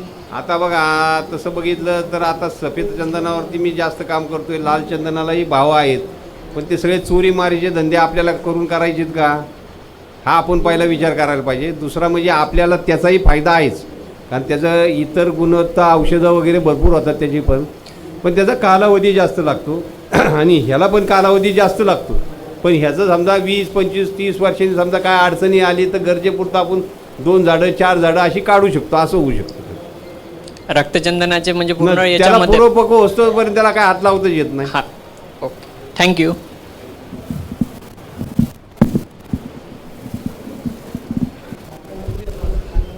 चंदनाच्या पानांचा, फुलांचा आणि बियांचाही काही उपयोग होतो का? आता कसं झालं की चंदनाची लागवड ही जे झाली तर आता एवढं 10-15 वर्षामध्ये त्याचं चांगलं रंगारूपाला आलेले आहे, तर त्याच्यावरती शेवटपर्यंत कुणी अभ्यास केलेला नाही अजून. बियाणांचा चांगला पैसे होऊ शकतात, फक्त तुम्हाला ते विकता आली पाहिजे. आता आज जर का बघितलं कर्नाटकवरून झालं तर मला वाटतं 1000-1200 रुपये किलो कुणी आणले, तुम्ही आणले ना, कसं किलो आणले ते? 2000 रुपये किलोने, आणि तेच बियाणं आमच्याकडे 200 रुपये किलोने मिळतं. म्हणजे असा फरक आहे बघा. आणि आमच्या ह्याला एका किलोमध्ये 3000 बी बसतं. मी म्हणतो जरी एका ठिकाणी 30 जरी बियाणं टाकलं, किती, मग आज तुम्हाला जर का रोपं विकत घ्यायची झाली तर हजारो रुपये तुम्हाला खर्च आहे. तर जर का नुसतं बियाणं तुम्ही टोपलं तरी चालू शकतं. मी म्हणतो एक झाड जरी झालं तरी एका एकरात जवळजवळ 300 रुपये होतात, तर आपण 100-150 जरी झाले तरी आपले पैसे वसूल. म्हणजे केवढ्याला पडते आपलं 1 रुपयाला 1 रूप. आणि आज जर का मार्केटमध्ये गेला तर तुम्हाला ते 30 रुपये 40 रुपये 50 रुपयाला रोप मिळणार, त्यासाठी आश्रय वृक्षाचं रोप एक 10-20 रुपयाला मिळणार, आणि वाहतूक खर्च म्हणजे 60-70 रुपये तुम्हाला हाक निसता सांगणार. परत तो सांगणार तिथं गेल्यानंतर खड्डा खोदा 3x3चा, त्यात 2 माती खत टाका, हे करा ते करा, म्हणजे तुम्हाला 100-125 रुपये खर्च करायला लावणार. आज तुम्ही मला सांगा की जर आज आपण 2 फूट खड्डा खोदून त्यात जर 2 घमेली जर का खत टाकलं तर आज ते झाड जमिनीला 1 रूप व्हायला त्याला 2-3 महिने तर लागणार. 2-3 महिने म्हणजे जे काय तुम्ही खत टाकलेलं त्याचा अर्थ तर सगळा जमिनीत निघून जाणार. आणि मग हे एवढं सगळं कळत असून माणूस का असा वागतो हेच मला अजून काही कळालं नाही. बरं सर, हे जे रोप आहे हे आपण जमिनीतच टाकलं ते, तर त्यांच्यापासून रोप तयार झालं ते चालते का? मग हो चालतंय ना. बी जर टाकला किंवा आता ज्यांच्याकडे मी म्हणतो जे जंगली झाडं जी आहेत तिकडं, म्हणजे माझं पण जंगलीच आहे, पण तुमच्याकडे जर नैसर्गिकरित्या जर झाडं असतील आणि त्याचं जर का जुलै वगैरे ऑगस्टमध्ये त्याचं रोपं उगवायला आली, 2-2, 3-3 पानावरची रोपं जरी तुम्ही उचलल्यानंतर एक भांडं ठेवा, त्या भांड्यामध्ये उचलली की ती रोपं सगळी टाकून द्या. जेवढी लावायची ती लगेच तिथं घेऊन तुम्ही तुमच्या जिथं लावायची तिथं नेऊन जरी लावली तर ही झाडं फुकट लागली जातील. काहीच नाही, फक्त काढायचं कष्ट आणि तिथल्या तिथं लावायचं कष्ट. बरं, याचं जे बी आहे हे किती जुनं असायला हवं? तसं काय नाही. आता ऐकून घ्या, आता लोक सांगतात 40 वर्षाची, 50 वर्षाची, 60 वर्षाची. तुम्हाला सांगायला असे लागलं, लोक सांगायला लागले 15 वर्षांनी इतकं उत्पन्न, त्याचं सगळं शांतपणे ऐकून घ्या. त्याला फक्त एकच प्रश्न विचारा की कुणाची झाडं तोडायला आलीत आणि कुणी पैसे कमवले. असे 2 माणसं सांग मला, माझी 9-10 एकर जमीन तुला, बाकी फक्त 1 एकर मी चंदनाची लावायला माझ्यासाठी होतं. आणि जर नसेल तर म्हणा तुझं मला द्यायला तयारी ठेव. सर याची मार्केटिंग व्यवस्था कशी काय? मार्केटिंगचं कसं होतं की पहिली गोष्ट मटेरियल अजिबात मिळतच नाही. पहिली गोष्ट जे काय चाललंय ते सगळं 2 नंबर प्रमाणेच काम चाललेलं आहे. ह्यात कॉस्मेटिक कंपन्या झालं, आयुर्वेदिक कंपन्या झालं, यांना चंदन मिळत नाही, त्यामुळे त्यांना त्या औषधं मार्केटमध्ये नेता येत नाही. तर अशा स्वरूपाने चंदन तुम्ही त्याची बाकीची काळजी करू नका. आणि ह्याचं असं नाही की ते आजच्या आजच झाड तोडायचं आणि ते उद्या लगेच मार्केटला विक्रीलाच गेलं पाहिजे असंही काही नाही. ह्यासाठी कसं होतं की काही दिवसांनी तुम्हाला बँकासुद्धा त्या झाडांवरती लोन देतील. बँकासुद्धा त्या झाडांवरती लोन देतील, कारण त्यांना माहिती की हे 100% पैसे आपल्याला मिळणार आहेत. बरं, 25 वर्षानंतर त्याचा रेट काय असेल साधारण? आता ऐकून घ्या, आता चांगल्या पूर्वपक्वाचा जो आहे तो 21,000 रुपये आजचा आहे, आणि किरकोळचा असेल तर मला वाटतं 7-8 हजार रुपयापासून पुढं जशी जशी गरज आहे तसा आहे. आणि जर काय एखाद्याला गरज असेल तर तो काय करतो, चोर काय करतो माहिती आहे का, तुमच्याकडे येतो, पहिलं मागतो झाड, हे 2000, त्यात ते 2 जण असतात बरं का. मग तो एक म्हणणार एक नर आहे रे, ती मादी आहे रे, त्यांच्यातच चर्चा असते. आणि आपल्याला काय वाटतं जेवढे 100-500 मिळतील ते आपलेच आहेत ना, कुठं काय कुणाला काय कुठे मेहनत केली किंवा काय केली म्हणजे, पण तुम्ही तुमच्या मनाची त्या 500 रुपयासाठी किती मोठी नुकसान करता हे पहिलं तुम्ही तुमच्या डोक्यात आणा. तुम्ही काय करा, आला ना की पहिला त्याचा फोटो काढून घ्या, त्याचा मोबाईल नंबर घ्या, त्याला सांगा जरा मी घरात मिसेसला विचारतो किंवा भावाला विचारतो, मुलाला विचारतो किंवा असं विचारून त्याचे नंबर घ्या. म्हणजे झाड चोरीला गेलं तर लगेच तुम्हाला तो माणूस सापडून जाईल. बरं सर, याचे जे तोडणीच्या वेळेस गव्हर्नमेंटचं काही राहते का याच्यात? नाही, यात कसं होतं की आजपर्यंत ह्याच्यात कसं होतं की आज आपण जर विचार केला तर आपल्याला सुद्धा यायचं, माणसाला सुद्धा जन्म घ्यायचं म्हणलं तर त्याची परवानगी लागते, जायचं म्हणलं तरी परवानगी लागते. तसंच झाडाचं पण तसंच आहे. तुम्ही झाडं लावली, झाडं चांगली जगली की तुम्ही त्याची सातबाऱ्यावरती नोंद करून घ्या. तुम्ही काय करायचं, एखादा तलाठी करून घेत नसेल तर तुम्ही एक 40 रुपयाची त्याला रजिस्ट्री किंवा 20 रुपयाची रजिस्ट्री रेडी करून टाका. तुम्हाला पोच पावती मिळाली, मग तुम्हाला कधीही त्या पावतीचा उपयोग करून घेता येईल. याची जी रक्कम आहे तोडायची, जे झाड लावतो आपण ते गाभ्या दिवसानंतर येतो त्याला बघा. आता तसं आता बघितलं, आता लोक बरं सांगतील की माझं 6 वर्षाचं गेलं, 7 वर्षाचं गेलं, 10 वर्षाचं झाड चोरीला गेलं. त्यात कुठंतरी ती गुणवत्ता भरायला सुरुवात होती. मला वाटतं पूर्वपक्व होऊनच देत नाही झाड. तर पूर्वपक्व व्हायचं असेल तर त्याला 50-60 वर्षाच्या प्लस मायनस थोडंफार इकडं तिकडं लागणार, हे 100%. कारण मग ह्याच्या आधी जर एकही शेतकरी असा का नाही की बाबा त्यांनी पैसे कमवले नाही, तर ह्याच्यावरती काम केलं नाही, ह्याच्यावरती जे काय लोकांचे संस्कार व्हायला पाहिजे होते तर त्याच्यावरती चुकीचे संस्कार झालेले आहेत आपल्यावरती. त्यामुळे आपण झाडं उगवलेली झाडंसुद्धा पिकून देतो. माझं असं निदर्शन झालं की ज्यावेळेस मी सुरुवातीला 1-2 जण कामं करायची म्हणून मी त्यांना रोपं दिली, चांगली 2-2, 4-4 वर्षाची झाली. पण इतर समाजाने आणि घरातल्यांनी त्याला एवढं वेळ ठरवलं की विचारताच होईल, मग त्यांची उपटून फेकून दिली. मग त्याचाही वेळ गेला आणि माझाही वेळ गेला. तर तसं न होण्यासाठी जास्तीत जास्त शेतकऱ्यांनी एकत्र यावं. त्यासाठी आजपासूनच नियोजनाला सुरुवात करावी. नाही तर पावसाळा आला की तुमच्या लक्षात येईल, घागरेने सांगितले रोपं फुकट देतो, लगेच फोन कराल ते आम्ही आलो होतो, ती रोपं कधी देताय आम्हाला. पण तुम्ही जर का सांगितलं सर आम्ही नागपूरच्या कार्यक्रमाला असे कृषी विभागाला आलो होतो, तुमचा कार्यक्रम ऐकला आणि त्या कार्यक्रमातून बोलतोय तर मला अशी रोपं लावायची, तर तुम्ही काय मार्गदर्शन करता? तसं काहीच सांगत नाही. तो भाडा लगेच सांगतो 10,000 रोपं लावायची, 5,000 रोपं लावायची. मग त्याला ज्यावेळेस मी विचारतो तुझी काय, तर झाले खड्डे झाले, ठिबक झाले, थांब. त्याला सांगतो माझी टीम तिथंच आलेली, तुझा नंबर देतो, फक्त त्यांना आलं की जेवण खाऊन काही देऊ नको, ते व्हेरिफिकेशन करतील, 10,000 झाले लगेच त्याचा फोनच बंद. म्हणजे असे लोक खोटं बोलतात की विचारतच होईल. मग मी बी खोटं बोलतो सर, त्याचा तुम्ही गैरफायदा घेऊ नका. आपण हे लक्षात राहू द्या. सर, मी म्हणत होतो की यांची जी रक्कम आहे, जशी गव्हर्नमेंटला काही रक्कम भरावी लागते का तोडायच्या वेळेस? ऐकून घ्या. आता कसं होतं की मी दापोली कृषी विद्यापीठमध्ये गेलो होतो, त्यांचे जे संचालक आहेत तिथचे, त्यांनी ही माहिती सांगितली की जी रक्कम राहील आपल्या झाडाची त्याच्या 30% रक्कम हे गव्हर्नमेंटला द्यावी लागते. त्याला लगेच माझं साहेब सरकारी कागद द्या ना मला, म्हणजे मला समाजाला सांगता येईल. त्यांनी काहीतरी 30% आणि 40% म्हणजे 100 वर्ष घालून 40% द्यायची. हे तुम्हाला पटतं का? त्याला लगेच तुम्ही तिथं का नाही विचारलं की बाबा मला तो कागद ते जी अर्थ ते 30% द्यायचा? हे खोटं सांगितलेलं त्यांनी. खरं नाही, तुम्हाला कुठले तरी इंडिव्हिज्युअल कोणतरी माणूस भेटला ते रोपे पाहिली, त्यांची एका रोपाची किंमत काय 40 रुपये होती. ते अजय राणे म्हणून आहेत तिथं, तर ते त्यांचे हे करून राहिलेलं आहे. आता नाही पैसे वगैरे एवढे 30-40% काय भरायला लागत नाही. रोपं घ्यायची असली तर कुठून घ्यायची चांगली? जर मोठ्या प्रमाणात करायचं असेल तर रोपं मी फुकट द्यायला तयार आहे, पण जास्त लोक एकत्र येत असाल तर म्हणजे जास्त लोक होत. हां, जास्त. कारण काय आजपर्यंत किती टिकवलं किती नाही मला माहीत नाही ना. तुमचा उत्साह किती टिकून राहील माहीत नाही. आज माझा 15 दिवस राहिले, माझे आता काही तिकीट संपलेलं आहे. बरं, असं रोपांबद्दल जर विचार केला तर असं काही वेगळं राहते का की रोपांमध्ये, की वेगळ्या नर्सरीचं किंवा वेगळं बनवलेलं? तसं काहीच राहत नाही, तसं काहीच नाही राहत. ही वेगवेगळ्याची मार्केटिंग करायची पद्धत असती की मी कसा हुशार, हे सगळ्यांचीच वेळ.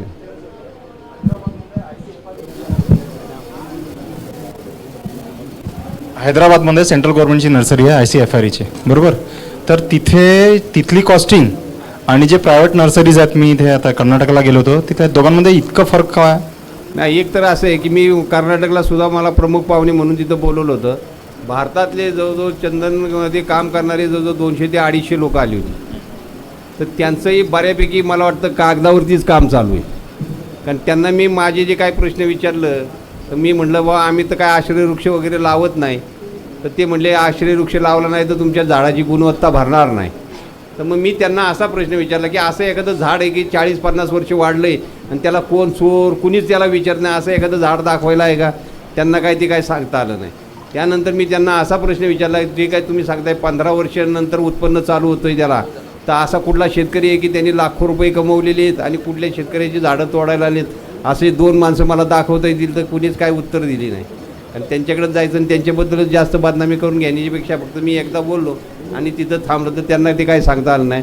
तर माझा असा समज आहे, हे कर्नाटक झालं, हैदराबाद झालं, हे वीरप्पनमुळं जास्त फेमस झालेलं आहे चंदन तिकडे. हो सर, अगदी बरोबर. धन्यवाद वीरप्पन. आणि त्यामुळं त्याला कळालं बरं का जंगलात राहून. पण आता ती लोक काय म्हणतात माहिती का, तो वीरप्पन परवडला, कारण त्याला माहीत होतं कुठलं झाड तोडायचं आणि कुठलं झाड न्यायचं. आता म्हणजे सगळेच वीरप्पन झालेत म्हणे, सगळेच ज्याला पाहिजे तो उचलून नेतो, झाड चोरतो तोडतो. सर याच्यामध्ये प्लांटेशनसाठी महाराष्ट्र गव्हर्नमेंटची काही स्कीम आहे का, काही सबसिडी वगैरे? नाही ऐकून घ्या, आता हे सबसिडीसाठी काही कामं करू नका बघा तुम्हाला मी सांगतो. कारण आज सबसिडी जरी घ्यायची झालं तर 5-50 वेळा 100 वेळा दरवाज्यात जायला लागतं. मग 1000 रुपये रोज झालं तर ते देणार 40-50 हजार रुपये. तुम्ही 50 वेळा चक्रा मारल्या ते झाले 50,000 रुपये.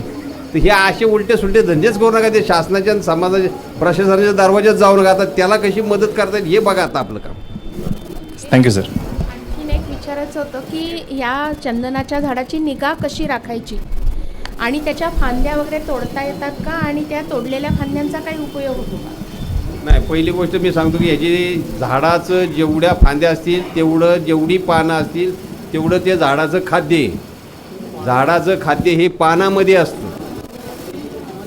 जेवढ्या फांद्या झाड असतील तेवढा झाडाचा बुंदा आणि त्याचं अन्न साठवण्याचं. कारण आपल्याला तर कसं होतं की 2-2 तासाला पाणी लागलं तर मिळतंय, तसं झाडाला आज पावसावरती तो अवलंबून आहे. आज ते काय तुमच्या दरवाज्यातून उभं राहिलं नाही की मला हे कमी पडलंय म्हणून द्या, ते पडलंय कमी म्हणून द्या. तर शक्यतो त्या झाडाला हवा हवंसं कसं आपण वाटू अशा पद्धतीने झाडं वाढवू द्या. हॅलो सर, आपल्या प्लांटेशनचे एखादी क्लिप किंवा व्हिडिओ आहे. फक्त ते कसं होतं, माझं जे होतं ना ते मोबाईलमध्ये होतं आणि त्यांना पाहिजे होतं ते DPमध्ये, त्यामुळे ते लावता आलं नाही. तुम्ही व्हॉट्सअपवरती वगैरे घ्या मला, मी तुम्हाला सगळे माझे फोटो सगळे जे काय पेपरला बातम्या आल्यात त्या सगळ्या तुम्हाला मी पाठवण्याचा प्रयत्न करतो. फक्त तेवढं घ्या आणि लगेच तिथून तुम्ही मागं वळून घ्या, म्हणजे मला उडवून टाका तिथून, ठेवू नका तुमच्या. नाही तर काय होतं, माझं सगळे मोबाईल आहेत ना सगळे म्हणजे एका दिवशी सगळं साफ होऊन जातं आहे बघा. हॅलो सर, लोक म्हणतात की चंदनाच्या झाडावर साप खूप असतात. कसं होतं आहे की एकतर पहिले साप राहिलेत किती तुम्ही हा विचार करायला पाहिजे.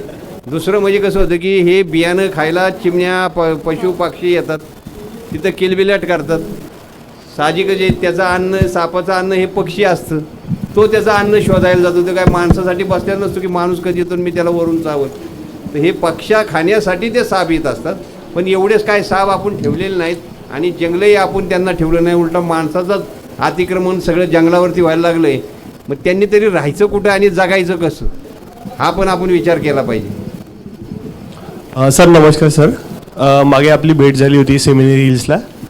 हां बोला. मी तुमच्याकडनं काही रोपं नेले होते, तर त्यातले काही रोपांना मरून राहिले आहे सर, इव्हन ते सावलीत असताना सुद्धा. कुठं नेलं होतं तुम्ही? आपण सेमिनरीला भेटलो होतो सर. कुठं? सेमिनरीला, ते काहीतरी कार्यशाळा होती ना तिथे ऑफिसला. नागपूरला? नागपूरला. किती रोपं नेली होती तुम्ही? मी तुम्ही एक बंडल दिलं तर लहान, एक 20-25 झाडं असेल ते. हां. मग ते कसं होतं की त्याचं तिथला आजूबाजू, आता जर लवकर झालं तर आपण एकदा जाऊन येऊ. चला ठीक त्याला आहे. पाणी वगैरे टाकता वगैरे सगळं व्यवस्थित आहे? जसा ओलावा कमी होतो तसं मी पाणी टाकतोय. आता ते वातावरण बघितले पाहिजे. कसं होतं की आता जसा ऋतू बदलत जातो ना तसं काही रोपांचं काही ते कमकुवत असतील तर ती साईज ही होती, ती अजूनही साईज तीच आहे, वाढली नाही. तेवढीच राहू द्या. ती नाही वाढली ना तरी राहू द्या तसंच. कारण कसं होतं की ही एक तर डॅमेज झालेली रोपं असतात. अच्छा. ती तुम्ही लावताय, पण माझ्याकडून आल्यानंतर तुमच्याकडे आली म्हणजे 2 दिवस लागले त्याला. तो अशक्त भरायला आता उन्हाळा लागला ना की त्या रोपांचं जरा सावली वगैरे गेली का? नाही, चला त्याला 1-1.5-2 महिने झाले असेल. नाही, सावली वगैरे गेली का तुम्ही? नाही, सावली आहे, ऑलरेडी सावलीतच आहे ते. बरं मी आपण आता जर झालं ना तर एकदा बघायला जाऊ. ठीक आहे काय सर, होतं चालेल. काय नाही लगेच तुम्हाला मी सांगतो. ठीक आहे चालेल सर. सर मी खुशाल पंडिल यवतमाळवरून. सर चंदनाच्या झाडासाठी जर आपण प्रत्येक ऋतूप्रमाणे जर बघितलं, हिवाळा, उन्हाळा, पावसाळा, त्याच्यानुसार आपल्याला काय काळजी घ्यावी लागेल आणि चंदनाच्या झाडामध्ये आंतरपीक जर घ्यायचं म्हटलं तर त्यासाठी कोणतं पीक जास्त उपयुक्त राहील जेणेकरून चंदनाच्या झाडाला नुकसान पोहोचणार नाही? मग त्यासाठी जर वेलीवर्गीय जर असतील ना, म्हणजे घोसाळं झालं, तोंडली झालं, काकडी वगैरे, कारले, काकडी, कारली, काकडी, म्हणजे त्या झाडाचा हे बघून करा बरं का. मी तो पेलवल का नाही पेलवल अशा स्वरूपाचं पण बघा. शेड टाईप म्हणजे त्याच्यामध्ये जर आपण त्याला आधार दिला असं नाही नाही कुंपणाचा चंदनावरती सोडून द्यायची ना. नाही झाड तेवढं मोठं नसेल तर मग नसेल तर मग भुईमुग बिमुग अशी बारकी करा, कोथिंबीर अच्छा. बिथिंबीर काय असेल. पण त्याच्या मधात जर आपण सर असं कुंपणा टाईप जर बनवलं तर चालेल का? त्या म्हणजे वेल चढण्यासाठी. हा मग तात्पुरतं त्याला आधार तर तात्पुरता. द्यायला लागणारच त्याला. लागेल ना? हो हो हो हो. थँक्यू. चंदनाच्या झाडाचा बुंधा जो तुम्ही म्हणालात की तो जड झाला पाहिजे, याच्यासाठी काही विशेष प्रक्रिया किंवा विशेष त्याला ट्रीटमेंट अशी काही तुम्ही सजेस्ट करू शकता का? आता हे अजूनपर्यंत मी तेवढ्यापर्यंत गेलो नाही तेवढ्या खोलीपर्यंत. पण आता जे काही माझ्याकडे जी काही औषधं वगैरे जी आहेत की त्याची मुळं जास्त वाढावीत, त्याची पानं जास्त राहावीत. जर का आता औषध दुकानात जरी गेला तर तिथूनही तुम्हाला मिळून जातील की त्याची मुळं जास्तीत जास्त सुटायला पाहिजेत. मुळं जास्त सुटली की त्याचा आहार खाण्याचं प्रमाण जास्त वाढणार आहे. त्यामुळे त्याला तशा पद्धतीने तुम्ही खाणंही त्याला तेवढं पद्धतीने दिलं पाहिजे तरच उपयोगी. नाही तर मग त्या मी इकडं मुळं वाढवणार आणि त्याला बुकाट ठेवणार तर ते मग साहजिकच आहे, त्याचा जर आहार भरला नाही तर ते हळूहळू मरूनच जाणार आहे. तर शक्यतो त्याला त्याच्या जीवाप्रमाणे आणि त्याच्या मनाप्रमाणे वागू द्या आणि जशी सावली पडेल ना तसं ते खाद्य काढायला सुरुवात करा. म्हणजे तिथपर्यंत त्याची मुळं गेलेली आहेत. नाही तर तुम्ही त्या बुंद्यापाशी टाकत बसाल आणि त्याची मुळं असायची जवळजवळ 2-2, 3-3 फूट लांब तर त्याचा उपयोग होणार नाही. तर त्याचं चाळून टाकताना जरा लांब पद्धतीने टाका. सर जास्त क्षारयुक्त जमिनीमध्ये होतात का चंदनाची झाडं? अजून केलं नाही पण आपण प्रयत्न करायला काय हरकत आहे. रोपं फुकटे फक्त तुमचे लावायचाच प्रयत्न आहे. जर झाली तर आपल्याला 4 लोकांना सांगा. आता शास्त्रज्ञच तुम्ही बना, तुमचं क्रेडिट मी घेणार, मी इकडे दिंड्या लावणार, त्यापेक्षा तुम्ही तुमचं जरा बनवलं तर बरं होतं मला वाटतं. आणि प्राणी वगैरे खातात का त्या झाडांना? नाही काय होतं लहानपणी तर कुणी खाणार. आज आपल्याला जर बघा किती काय काय आयटम खायला आहेत तसे झाडांचं पण बघता बघता एक घास मारतच राहणार. आज आपण सुद्धा जातानी झाडाची 4 पानंच तोड, फांदीच तोड, नीट आपल्याला सुद्धा जाता येत नाही. तर त्या झाडांकडून प्राण्यांकडून काय अपेक्षा ठेवायची आपण? बरं ठीक. सर पावसाळा आणि उन्हाळ्यामध्ये खास कोणती निगा घ्यावी लागेल? कारण सुरुवातीला जर का त्याला सावलीला वगैरे जर का वरून नेट टाकलं, जिथं जास्त पाऊस असेल तिथं जर का प्लॅस्टिक लावलं तर मला वाटतं बरं होईल. आणि त्याला जर का पावसाळ्यात जरा भर वगैरे दिला, कळतं ना, भर द्यायचा, भर वगैरे जर दिला तर पाणी जास्त साठणार नाही, निथळून जाईल ते पाणी जास्त. आणि सर उन्हाळ्यामध्ये काय खास निगा? उन्हाळ्यामध्ये त्याला जर का हिरवं नेट वगैरे जर टाकता आलं लहान रोपांना, अच्छा, तर आणि मग त्याला जरा संरक्षण दिलं जातं जरा. आणि सर या काळामध्ये या ऋतूंमध्ये त्याच्यावर विशेष म्हणजे कोणत्या कोणत्या रोगांचा प्रादुर्भाव होतो? दुसरं म्हणजे एक आहे, झाडांना पाणी देताना उन्हाळ्यामध्ये हे 4-5 नंतर द्यावं. 5 नंतर दिल्यानंतर दुसऱ्या दिवशी 1 वाजेपर्यंत हा जमिनीत आणि वातावरणात गारवा असतो. 1 नंतर तापायला सुरुवात होते. तर अशा पद्धतीने दिलं तर झाडांचं पाणी पिण्याचं प्रमाण, खाण्याचं प्रमाण त्याच पिरियडमध्ये चांगलं थंड हवेत होऊन जातं. आणि आता जे काय लोक आता हे जे काय हौशे नवशे जे आहेत ते प्लॅस्टिकच्या पाण्यामध्ये आता ते बाटल्या भरणार लावणार. तुम्ही मला सांगा, नांगरट केलेल्या जमिनीमध्ये जर का तुम्ही पाणी देत असाल, नांगरट जमिनीमध्ये, तर तुम्ही अर्धा मिनटं तरी पाणी ठेवू शकाल का हो तिथं? मग तुम्ही त्या झाडाला किती वेदना देता? एवढं 1 लिटर बाटली खोपणार, त्यात पाणी वाढणार, त्याला सलाईन काय जोडणार, काय जोडणार, त्याला किती वेदना होत असतील? तुम्ही हा का विचार करत नाही मला अजून काय कळत नाही. नुसतंच प्रचार आणि प्रसिद्धीसाठी मी अमकं केलं तमकं केलं तसं करण्यापेक्षा त्या झाडाच्या वेदना समजून घ्या. तर माझ्या गावामध्ये द्यायचं झालं ना उन्हाळ्यात पाणी तर पोटभर द्या. नाही तर मग उगच त्याला ते तापलेले एखादा तवा कसा असतो तो एखादा पाणी मारतो, तो आचारी त्याच्यावरती फळून धोसका होतो. तशा पद्धतीने त्याची वेदना त्याला हाल करू नका असं मला वाटतं. सर थंडीमध्ये सर दव वगैरे जास्त पडतो, त्याच्यामुळे काही प्रॉब्लेम नाही? तसं तर काय अजून चंदनावर कुठे रोग बीक, फक्त उन्नी आणि त्याची साल वगैरे खाण्यात असे मला आलेले आहेत. पण अशी कुठली त्याला कुठला मावा पाडलाय किंवा इतर रोग झालेत किंवा इतर किडे आलेत असं माझ्या अजून मला किंवा उधळीसाठी औषध कोणतं वापरता येईल योग्य कोणतं? मग त्यात शक्यतो तुम्ही कडुलिंबाचा पाला सडवा, तो मारा, त्याचा अर्क करून अर्क करून लावा. किंवा त्यात टाकताना थोडासा युरिया टाका, म्हणजे थोडासा नावाला. नुसतं आपलं कसं आपण एक मीठ कसं टाकतो, ऑर्गॅनिक पद्धतीने जर आपण त्याचा अर्क तयार केला तर तो चालेल का? तो पण चालू शकतोय त्याला. आणि सर माझ्या गावाला एका लावला आहे रोडवरच, पण त्यांनी सोबत लिंबाची झाडं लावलेली आहेत, तर त्याचा काय परिणाम? कसं होतं मग प्रत्येक जण स्वतः श्रेष्ठ कसं वागण्यासाठी ते झाड आणि हे झाड दोघांची कॉम्पिटिशन तर होणारच आहे. आणि मग जो चांगला कम असतो तो. मी ऐकले की सर 6 महिन्यापर्यंत फक्त दुसऱ्या झाडावर परजीवी ठेवावं लागतं त्याला. ऐकून घ्या ना, 6 महिने लावताना तुम्ही किती लांब लावणार आहे? हां, तो पण विषय आहे. कमीत कमी 10 फूट तर लावाल, तर ती लगेच 2 महिन्यामध्ये 10 फूट मुळी जाऊ शकते का? नाही. हा का विचार करत नाही? मला हेच कळत नाही अजून, का लक्षात येत नाही शेतकऱ्यांचे. आणि तुम्हाला यावं कुणी शिकून जाऊ, तुम्हाला यायचं की ज्यांनी ज्यांनी आयुष्य घालवलंय त्यांना शिकवायचं हे असं, की ज्यांनी नुसती 4 पुस्तकावर शिकलेली आहेत आणि गोड गोड बोलतात त्याच्या आधी लगेच तुम्ही जाताय. सर, शेत नदीच्या काठावर आहे आणि काळी माती आहे, तर आपण तिथे प्लांटेशन करू शकतो का? हो, करू शकतो. बघा, प्रयत्न तर करू आपण. तशी माझे बऱ्याच ठिकाणी बघण्यात आलेली आहेत. दौंड बिवून भागामध्ये इकडं बऱ्याच जमिनी काळ्याच जमिनी आहेत, तर त्यामुळे तिकडंही चंदन आहे. इकडं पण लावून बघू आपण, थोड्या प्रमाणात लावा. पहिले 2-4 वर्षात कळून जाईल लगेच तुम्हाला.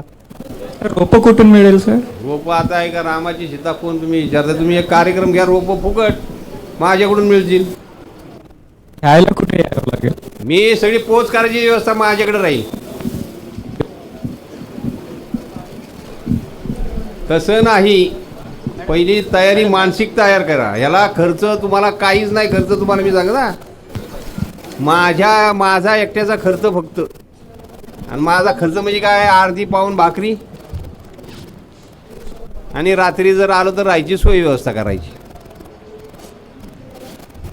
सर, माझ्याकडे शेती आहे, पण ती पावसाळ्यामध्ये बुडते एखादी हप्ता, तर त्याच्यामध्ये याची लागवड करता येईल का? येईल ना. का एक हप्ताच बुडते ना झाड? हां, एखादी हप्ता पाणी राहतं. तुम्हाला मी सांगतो, माझी जी जमीन होती दौंडला होती, आणि दौंडला आम्ही ज्वारी पेरली, आणि ज्वारी पेरल्यानंतर जवळजवळ 24 तास ते पाणी जवळजवळ 2-2.5 फूट त्या ज्वारीवरती होतं.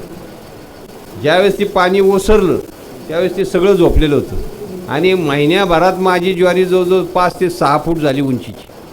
म्हणजे त्यालाही माहिती की बाबा हे पाणी किती येते ना आपण त्याच्यावरती डोकं कसं काढावं. हा माझा स्वतःचा अनुभव आहे. जरी रोप लहान असेल तरी चालेल का? चालू शकते. आता शेवट त्याची प्रत्येकाला विल पॉवर दिलेलीच आहे ना. आज माणूस जरी पडला तरी तो कमीत कमी 10-5 मिनिटाचा तो प्रयत्न करतोच असतो. आणि आपण एखादी म्हणजे फार्मिंग केली आणि त्याचं शेवटचं उत्पन्न किती वर्षामध्ये येणार? आपण धरताना सर जरा जास्त दिवस धरू, 50-60 वर्ष धरू. आलं 30 वर्षांनी तर मग तुम्हाला चांगलंच आहे ना. मी तुम्हाला सांगून जाईल आता 20 वर्षांनी येते, नाही आलं तर मग घरचे ना आजूबाजूवाले काय करतील, तुमचं भजनच करतील का नाही? हां, चंद्रपूरला मी देतो तुम्हाला, माझ्याकडे आहे 5 नंबर.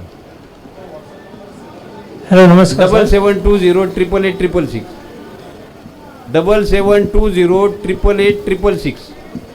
हॅलो, नमस्कार सर. आणि झाल्यानंतर तुमचं काम झालं ना लगेच तुम्ही माघार घ्या बरं का, लगेच काढून घ्या, लगेच तुम्ही मला उडवून टाका. नमस्कार सर. आपण चंदनाचं झाडं लावू शकतो का? हां, धुऱ्या बांधावर आपण चंदनाची झाडं लावू शकतो का? काळजी जर घेणार असेल तर कुठेही लावू शकतो आपण. आणि लावल्यापासून उत्पन्न किती दिवस चालू होईल त्याचं? म्हणजे किती? नाही तरी 5-1 वर्षामध्ये झाड होते का काही? अहो, असं नाही, त्याला कमीत कमी आज 30-40 वर्ष लागणारच आहेत. आपण जास्त वर्ष धरून कमी वर्ष लागतील असे झालं तर कुणाला नकोय. पण तुम्हाला मी सांगितलं 15 वर्षांनी मिळणार, नाही आलं तर काय? बरं सर, त्याला उन्हाळ्यात पाणी किती दिवसांनी द्यायचं? आता त्या झाडाचा हवा बघून टाका. जाता पहिलं 1 बादली टाका, जर जास्त झाड वाढलं तर 2 बादल्या टाका.